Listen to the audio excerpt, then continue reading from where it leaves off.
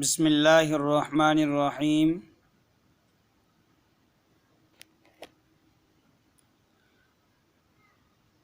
اردو جماعت 8ویں کی یہ کتاب ہے جے کے بورڈ۔ سبق چل رہا ہے، آج دوسرا سبق ہے کاہلی کے متعلق۔ کاہل کہتے ہیں سست آدمی کو۔ تو اس سبق میں یہ باتیں بتائی گئی ہے کہ کاہل اور سست سے دنیا میں کیا نتیجہ ہوتا ہے۔ خیر، اب سبق شروع کرتے ہیں۔ کاہلی ایک ایسا لفظ ہے جس کے معنی سمجھنے میں لوگ غلطی کرتے ہیں۔ لوگ یہ سمجھتے ہیں کہ پاؤں سے محنت نہ کرنا، کام کاج و محنت مزدوری میں چستی نہ کرنا، اٹھنے بیٹھنے چلنے میں سستی کرنا کاہلی ہے۔ کیا سمجھتے ہیں؟ دوبارہ، کاہلی ایک ایسا لفظ ہے جس کے معنی سمجھنے میں لوگ غلطی کرتے ہیں۔ لوگ یہ سمجھتے ہیں کہ پاؤں سے محنت نہ کرنا، کام کاج و محنت مزدوری میں چستی نہ کرنا، اٹھنے بیٹھنے چلنے میں سستی کرنا کاہلی ہے، مگر یہ خیال نہیں کرتے کہ دلی قوا کو بیکار چھوڑ دینا سب سے بڑی کاہلی ہے۔ ہاتھ پاؤں کی محنت اوقات بسر کرنے اور روٹی کما کر کھانے کے لیے نہایت ضروری ہے۔ دلی قوا کا مطلب ہے دل کی طاقت۔ ہاتھ پاؤں کی محنت اور اوقات بسر کرنے اور روٹی کما کر کھانے کے لیے نہایت ضروری ہے، اور روٹی پیدا کرنا اور پیٹ بھرنا ایک ایسی چیز ہے کہ بمجبوری اس کے لیے محنت کی جاتی ہے اور ہاتھ پاؤں کی کاہلی چھوڑی جاتی ہے۔ اسی لیے ہم دیکھتے ہیں کہ محنت مزدوری کرنے والے لوگ اور وہ جو کہ اپنی روزانہ محنت سے اپنی بسر اوقات کا سامان مہیا کرتے ہیں، بہت کم کاہل ہوتے ہیں۔ یعنی جو اپنی زندگی میں خوب خوش و خرم کے ساتھ محنت کرتے ہیں ہاتھ پاؤں کے ذریعے سے، دل کی سوچ بچار سے، تو وہ بہت کم کاہل ہوتے ہیں۔ محنت کرنا اور سخت کاموں میں ہر روز لگے رہنا، یعنی مشکل کاموں میں، گویا ان کی طبیعت ثانی ہو جاتی ہے، یعنی طبیعت بدل جاتی ہے۔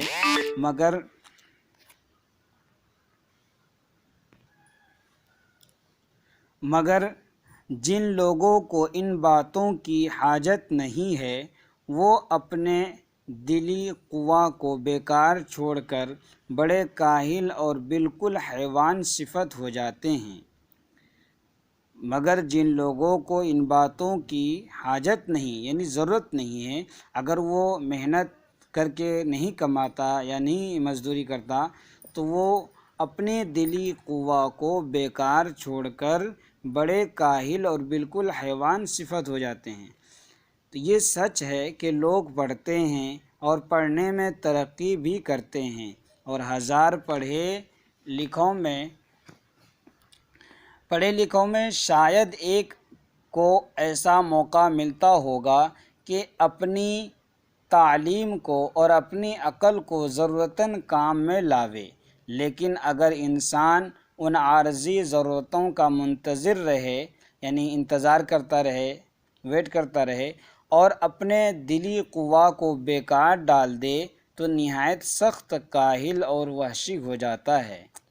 انسان بھی مثل اور حیوانوں کے ایک حیوان ہے، اور جب کہ اس کی دلی قوا کو تحریک سست ہو جاتی ہے اور کام میں نہیں لائی جاتی، تو وہ اپنی حیوانی خصلت میں پڑ جاتا ہے۔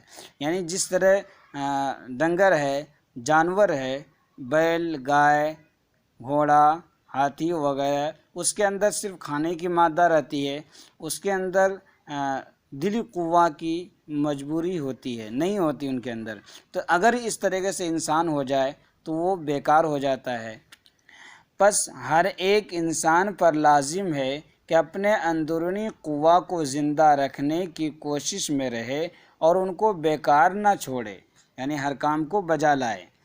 ایک ایسے شخص کی حالت کا خیال کرو، یعنی ایک آدمی کی سوچ کرو جس کی آمدنی اس کے اخراجات کے مناسب ہو، یعنی اس کی کمائی 500 روپے ہو اور اس کے حاصل کرنے میں اس کو چندہ محنت مشقت کرنی نہ پڑے اور وہ اپنی دلی قوا کو بیکار ڈال دے تو اس کا کیا حال ہوگا؟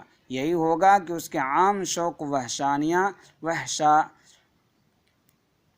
باتوں کی طرف مائل ہوتے جائیں گے. شراب پینا، مزیدار کھانا اس کو پسند ہوگا، قمار بازی اور یعنی جوا بازی، تماش بینی کا عادی ہوگا، اور یہی سب باتیں اس کے وحشی بھائیوں میں بھی ہوتی ہے. البتہ اتنا فرق ہوتا ہے کہ وہ فوہڑ بد سلیقہ وحشی ہوتے ہیں اور یہ ایک وضع دار وحشی ہوتا ہے.